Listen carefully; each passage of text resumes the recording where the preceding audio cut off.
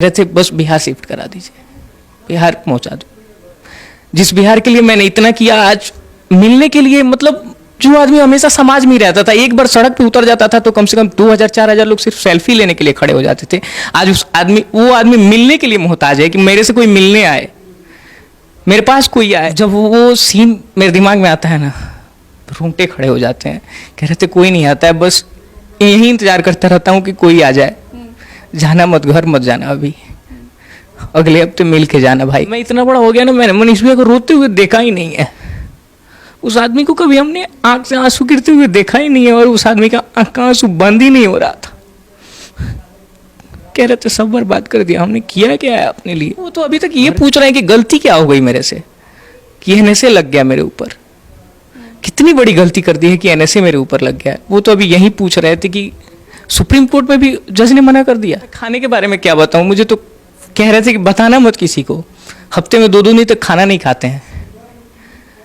कह रहे थे कि सिर्फ चावल मिलता है जेल मेन्यू में, चावल और सांभर। बस उनके मुंह से यही आ रहा था कि सब बर्बाद कर दिया मैंने, घर के लिए कुछ नहीं किया है मैंने। जिस माँ बाप ने मेरे लिए इतना कुछ किया, मैं उनके लिए कुछ नहीं कर पाया। मैं बस समाज बिहार जब से मैं मैच्योर हुआ, घर को तो मैंने कभी देखा ही नहीं। जो माँ पिछले 4-5 सालों से रिक्वेस्ट कर रही है कि शादी कर लो, जहाँ तक कि मतलब मैंने किसी की सुनी ही नहीं, सब कुछ बर्बाद कर दिया। आज खुद तो परेशान हुई, घर को भी मैं सड़क पे ला दिया।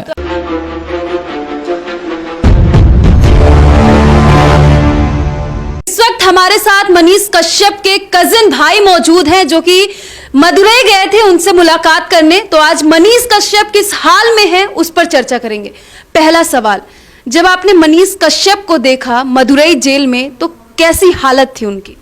हालत क्या बताएं, मैं तो खुद को समझा के गया था कि उनको जाके समझाना है। मैं भाई को समझाने गया था, लेकिन जब हम दोनों जब बाहर आए ना, वो तो कम से कम 10 मिनट तक तो हम दोनों खुद को कंट्रोल नहीं कर पा रहे थे। मेरे आंख से आंसू निकलने लगे, वो रोने लगे। बस बहुत हिम्मत करके हम दोनों बात करना शुरू किए। मैं समझा रहा था कि बस आप हिम्मत मत हारिए। बस वो यही बोले जा रहे थे कि सब बर्बाद कर दिया मैंने। अभी भी आप रो रहे हैं? सब बर्बाद कर दिया मैंने। बस मैं उनको कह रहा था कि भैया बहुत लोगों पे एनएसए लगा है, सरवाइव कर लेंगे, बस आप हौसला नहीं हारिए, हम लोग सब देख लेंगे। बस उनके मुंह से यही आ रहा था कि सब बर्बाद कर दिया मैंने, घर के लिए कुछ नहीं किया है मैंने। जिस माँ बाप ने मेरे लिए इतना कुछ किया, मैं उनके लिए कुछ नहीं कर पाया। मैं बस समाज बिहार जब से मैं मैच्योर हुआ, घर को तो मैंने कभी देखा ही नहीं। जो माँ पिछले 4-5 सालों से रिक्वेस्ट कर रही है कि शादी कर लो, जहाँ तक कि मतलब मैंने किसी की सुनी ही नहीं, सब कुछ बर्बाद कर दिया। आज खुद तो परेशान हुई, घर को भी मैं सड़क पे ला दिया। पहली बार की मुलाकात में तो कुछ बात ही नहीं हो पाई हमारी। बस कह रहे थे गौरव जाना मत। आप अभी भी क्यों रो रहे हैं? बस जब वो सीन मेरे दिमाग में आता है ना, रोंगटे खड़े हो जाते हैं। कह रहे थे कोई नहीं आता है, बस यही इंतजार करता रहता हूँ कि कोई आ जाए। जाना मत, घर मत जाना, अभी अगले हफ्ते मिल के जाना भाई। जो आदमी मतलब घर परिवार के बारे में सोचा ही नहीं है कभी, न कभी माँ के बारे में सोचा है, न बाप के बारे में, न अपने परिवार के बारे में सोचा है। आज उस आदमी की स्थिति क्या है, मैं खाने के बारे में क्या बताऊं। मुझे तो कह रहे थे कि बताना मत किसी को। हफ्ते में 2 दिन तक खाना नहीं खाते हैं। कह रहे थे कि सिर्फ चावल मिलता है जेल मेन्यू में, चावल और सांभर के नाम पे कह रहे थे सिर्फ पानी होता है गौरव। कैंटीन से 2 रोटी लेके आता हूँ, एक समय खाना खाता हूँ। और हम लोग जो वहीं पहले तो कोई मिलने भी नहीं जाता था, अब कह रहे थे कि बस वहीं इंतजार लगा रहता है कि हफ्ते में 1 दिन 2 दिन जो भी आएगा, बस उसी आस में समय काट रहे हैं वो। मतलब आप कितनी बार उनसे अभी तक मिल चुके हैं? मैं ट्यूसडे को मिला, फिर वेडनेसडे को गया। वेडनेसडे को नहीं भेंट कर पाया मैं, तो ट्यूसडे और थर्सडे मिल पाते हैं लोग। तो ट्यूसडे गया था और फिर थर्सडे गया था। थर्सडे तो खुद को बहुत मजबूत करके गया था, बहुत समझाया भाई को कि सब सही हो जाएगा, ऐसा कोई कुछ नहीं है कि सब कुछ बर्बाद नहीं हुआ है, सब सही हो जाएगा। वो इतने परेशान क्यों है, क्या बोल रहे थे बार बार? बस यही कह रहे थे मैंने गलती क्या कर दिया है। मैं उनको समझा रहा था कि बहुतों पे एनएसए लगा है। मैं यही चीज वो मुझसे कह रहे थे एनएसए लगा है, कौन अपने राज्य से 3000 किलोमीटर दूर रह रहा है, कौन काला पानी का सजा काटा है। मुझे न किसी से बात, न किसी की लैंग्वेज समझ में आती है, न खाना समझ में आता है। मैं काट लूंगा एनएसए भी, मैं काट लूंगा, मैं रह लूंगा, लेकिन यहाँ न कोई बात करने के लिए है, न खाने की प्रॉब्लम है। तो इतना काला पानी का सजा कौन काटा है? अभी तक किसी, जितने लोगों पे एनएसए लगा है ऐसी सजा किसी को नहीं हुई है। कह रहे थे बस बिहार शिफ्ट करा दीजिए, बिहार पहुंचा दो। जिस बिहार के लिए मैंने इतना किया, आज मिलने के लिए, मतलब जो आदमी हमेशा समाज में ही रहता था, एक बार सड़क पे उतर जाता था तो कम से कम 2000-4000 लोग सिर्फ सेल्फी लेने के लिए खड़े हो जाते थे। आज वो आदमी मिलने के लिए मोहताज है कि मेरे से कोई मिलने आए, मेरे पास कोई आए। कह रहे थे कि केस सुप्रीम कोर्ट में केस था, सब खत्म हो गया होगा, पैसा कहाँ से आ रहा है। हम बोले भैया टेंशन मत लीजिए, हम लोग सब बेच के लगा देंगे। ज़्यादा दिक्कत होगा, आप जिसके लिए लड़े हैं ना, बिहार आपके साथ खड़ा है, क्राउड फंडिंग करेंगे। क्राउड फंडिंग की बात मैंने की तो कह रहे हैं ये कभी मत करना लोग, छोड़ देना हमको ऐसे ही, और फिर दोबारा वहाँ मत जाना, हाथ मत फैलाना लोग। मतलब अभी भी उनके अंदर हिम्मत है, लेकिन अब टूट रहा है वो आदमी ना, जो आदमी मैंने बोला खाना पे ध्यान दीजिए। अंडा मिलता है हफ्ते में एक दिन, अंडा नहीं खाते हैं, नॉनवेज खाते ही नहीं। मैंने समझाया कि नहीं खाइएगा तो कैसे रहिएगा। कह रहे कैसे हो गए हैं वो, मतलब अभी उनकी जनता एक बार जानने को इच्छुक है कि मनीष कश्यप किस हाल में, आपने वो बता दिया, कैसे हो गए हैं वो अभी? एकदम दुबले हो गए हैं, एकदम दुबले हो गए। मैं बोला नहीं खाइएगा तो कैसे रहिएगा। कह रहे थे कि ज़्यादा खा लूँगा ना तो रात को नींद नहीं आएगी, रात को मेरी आँख खुल जाएगी, ज़बरदस्ती सो जाता हूँ, इसीलिए नहीं खाता हूँ। दिन में एक बार खाता हूँ, हफ्ते में 2 दिन तो फास्ट करते हैं, क्योंकि वहाँ की खाना समझ में नहीं आता है।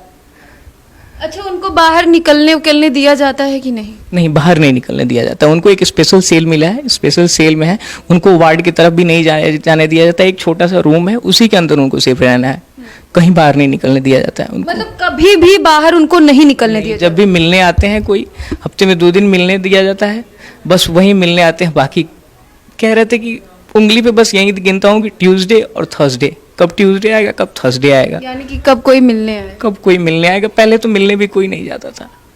जो आदमी हमेशा समाज में रहा है, आज उससे वो मिलने के लिए लोगों से तड़प रहा है, आज उसके साथ कोई खड़ा नहीं है। मैंने समझाया कि भैया पूरा बिहार खड़ा है आपके लिए, पूरा बिहार खड़ा है। लेकिन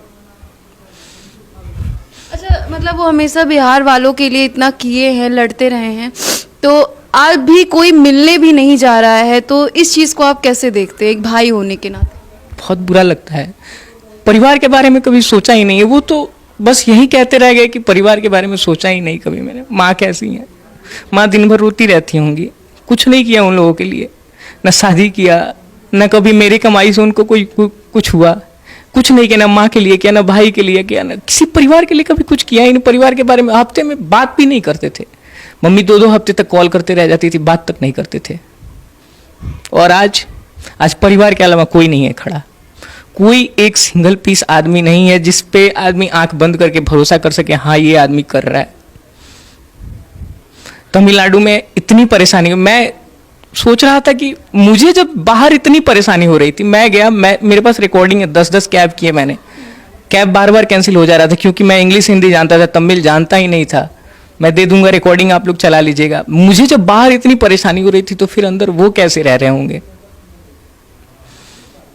तो आपका भाई आज इस सिचुएशन में है और कोई भी ना पूछने वाला है, ना जाके मिल रहा है, तो ऐसे लोगों को क्या बोलिएगा? यानी कि तो वही बात हो गई कि जब आप सुख में है तो सब लोग हैं, जब आप दुख में है तो कोई नहीं है। लोगों पे मैं कुछ नहीं कहना चाहूँगा, लोगों के बारे में कुछ नहीं कहना चाहूँगा। हम लोग हैं, जितना हो सकेगा उतना करेंगे। सोचिए वो आदमी टूट गया है, अंदर से टूट रहे हैं। उनको मैंने लास्ट तक मैं बोल गया भैया 2 से 3 महीना बस। कह रहे थे 2 से 3 महीने में नहीं, पता नहीं मैंने गलती क्या की है। मुझे वो तो अभी तक ये पूछ रहे हैं कि गलती क्या हो गई मेरे से कि एनएसए लग गया मेरे ऊपर। कितनी बड़ी गलती कर दी है कि एनएसए मेरे ऊपर लग गया। वो तो अभी यही पूछ रहे थे कि सुप्रीम कोर्ट में भी जज ने मना कर दिया। मतलब उनको भरोसा नहीं हो रहा है, जिस तरीके से उनके साथ ऐसी चीजें हो रही है, बिल्कुल भरोसा नहीं कर पा रहे हैं। हम लोग बहुत हिम्मत देने का कोशिश कर रहे हैं, हमेशा परिवार से कोई ना कोई कोशिश करते रहता है, हर ट्यूसडे थर्सडे चला जाए, कह रहे थे कि ट्यूसडे का इंतजार होता है, ट्यूसडे बीत जाता है, वेडनेसडे के बाद थर्सडे, थर्सडे के बाद तो मैं संडे को तो मैं ऐसे ही बस उंगली पे जोड़ता हूँ कि बस थर्सडे। कह रहे थे कि 10 बजे के पहले आप लोग आ जाइएगा। जब 10 बज जाता है ना, कोई नहीं आता है, तो मैं बेचैन हो जाता हूँ, लगता है कि अब लेट हो गया, कुछ हो गया, यहाँ इन लोग को परेशानी है, नहीं आ पा रहा है लोग, तो बेचैन हो जाते हैं, व्याकुल हो जाते हैं वो। जनता जानना चाहती है सलाखों के पीछे वो हैं, लेकिन उन सलाखों के पीछे आखिर वो बैठ कैसे रहे हैं, रह कैसे रहे हैं, सो कैसे रहे हैं? एक छोटा सा कमरा है, एक अलग सेल बनाया गया है, एक बहुत पुराना पंखा है जो बहुत धीरे धीरे चलता है, और इतनी गर्मी में और जमीन पे सोते हैं, जमीन पे सोते हैं 24 घंटे उसी रूम में, 10 बाई 10 के कमरे से भी छोटा एक सेल, उसी में बस टहलना है, उसी में रहना है पूरे दिन। मैं इतना बड़ा हो गया ना, मैंने मनीष भैया को रोते हुए देखा ही नहीं है। उस आदमी को कभी हमने आंख से आंसू गिरते हुए देखा ही नहीं है, और उस आदमी का आंख का आंसू बंद ही नहीं हो रहा था। कह रहे थे सब बर्बाद कर दिया, हमने किया क्या है अपने लिए। मैं उनसे बोला कि भैया 2 से 3 महीने, कह रहे थे नहीं 10 महीना 25 दिन अभी बाकी हैं। वो एक एक दिन उंगली पे गिन रहे हैं, एक एक दिन उंगली पे गिन रहे हैं। कह रहे थे क्या गलती कर दिया मैंने, तुम ही बताओ ना, कहाँ मैं गलत था, क्या पता था मैं कि क्या गलती की आपने। यही कि समाज के लिए लड़ा है, यही कि आप बिहार के लिए हमेशा आगे रहते थे, घर परिवार के बारे में सोचा नहीं है। वो तो इवन ये भी कहते थे कि मेरी एक माँ नहीं है, जितने भी बिहार की माँ है या फिर जितने भी हर जगह की माँ है वो सबके बेटे हैं। और क्या स्थिति बताऊँ, माँ खाना नहीं खा रही है, भाई खाना नहीं खा रहा है, 2-2 दिन 3-3 दिन वो लोग भी खाए रह जा रहे हैं। घर तो एकदम बर्बाद हो गया है, एकदम सब चीज सड़क अंदर घुट रहे होंगे, वहां पे घुट रहे हैं।